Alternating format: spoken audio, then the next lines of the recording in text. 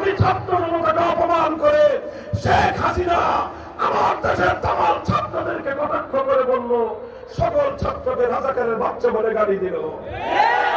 আমার দেশের ছাত্ররা ভেদাভেদ ভুলে গিয়ে তারা স্কুল, কলেজ, ইউনিভার্সিটি, আলিয়া মাদ্রাসা, কওমি মাদ্রাসা সকল ভেদাভেদের জ্ঞান ভেঙে সব ছাত্র জনতা হাতে হাত রেখে প্রতিটি শিক্ষাঙ্গন থেকে এক আওয়াজ তুলল, অধিকার চাইতে গেলে যদি রাজাকার হতে হয়, দেশের পক্ষে কথা বললে যদি রাজাকার হতে হয়, দেশের উন্নয়নের জন্য বৈষম্যের বিরুদ্ধে কথা বললে যদি রাজাকার হয়, প্রতিটি শিক্ষাঙ্গন থেকে আওয়াজ উঠল, আমি কে তুমি কে।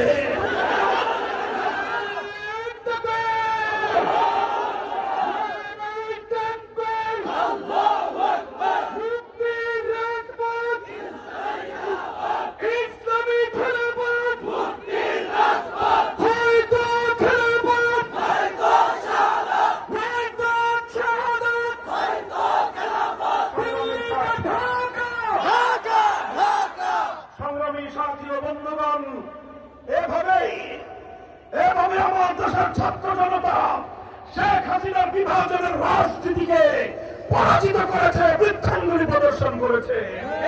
আমরা দেখেছি বাংলাদেশের প্রতিটি রাজপথে আমার দেশের ছাত্র জনতা স্কুল, কলেজ, ইউনিভার্সিটি, আলিয়া মাদ্রাসা, কওমি মাদ্রাসা সব ছাত্ররা একাকার হয়ে মিছিলে মিছিলে রাজপথ তারা উত্তপ্ত করে তুলেছে, বুকের তাজা রক্ত রাজপথে ঢেলে দিয়েছে।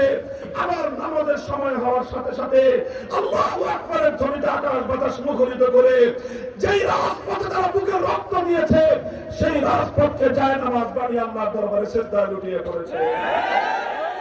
সাথী ও বন্ধুগণ, এটাই হলো জুলাই এবং আগস্টের বিপ্লবের প্রেরণা। কথা বলেন ঠিক না বেঠিক?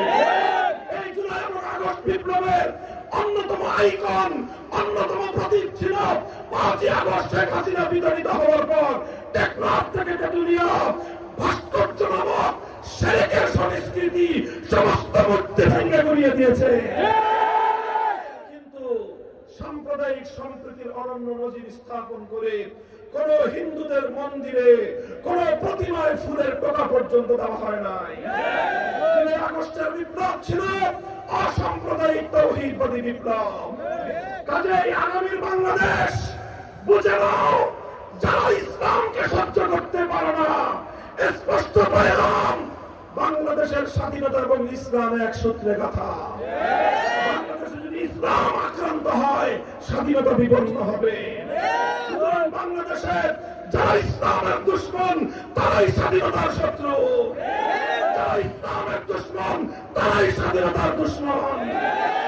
আমরা আগামীর বাংলাদেশকে তাই সেই আমাদের ঐতিহ্যবাহী, আমাদের ইতিহাসের অনন্য মাইল ফলক 47, 71 এবং 24-এর এই গণ অভ্যুত্থানের আন্দোলন সংগ্রামের ভিত্তিতে আগামী নতুন বাংলাদেশ গড়ে তুলতে চাই।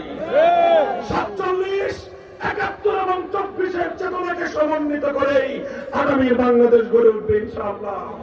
সেজন্য ইসলামপন্থী সকল সংগঠনগুলো ঐক্যবদ্ধ হয়ে যারা আমাদের হাতে হাত রাখতে চায়, যারা আগামীতে একটি বৈষম্যহীন ইনসাফপূর্ণ বাংলাদেশ দেখতে চায়, যারা একটি সাম্প্রদায়িক সম্প্রীতিতে ভরপুর এক বাংলাদেশ দেখতে চায়, তাদের সকলের প্রতি আহ্বান, আসুন।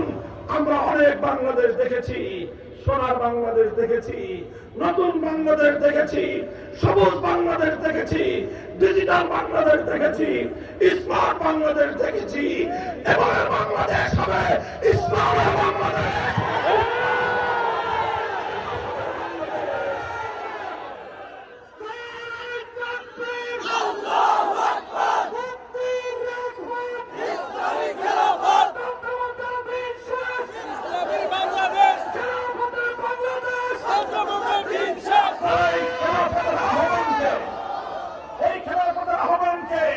মানুষের দুয়ারে দুয়ারে পৌঁছে দিতে কাজ করবেন তো ইনশাআল্লাহ। বাংলাদেশ খেলাফত মজলিস, শ্রমিক মজলিস, যুব মজলিস এবং ছাত্র মজলিসকে শক্তিশালী করে আপনারা খেলাফতের আহ্বানকে সকলের কানে কানে পৌঁছে দিন।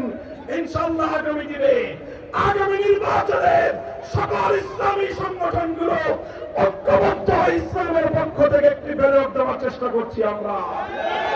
ঐক্যবদ্ধ সেই মহামিলনের মঞ্চে আপনারা ইসলামের পক্ষে গণরায় দেবেন তো ইনশাআল্লাহ। আল্লাহ পাক রব্বুল আলামিন আমাদেরকে কবুল করুন। আগামীর বাংলাদেশ হোক ইসলামের বাংলাদেশ।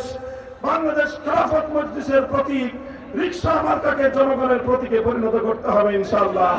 নাসরুন মিনাল্লাহি ওয়া ফাতহুন করিব ওয়া আখিরু দাওয়ানা আলহামদুলিল্লাহি রাব্বিল আলামিন।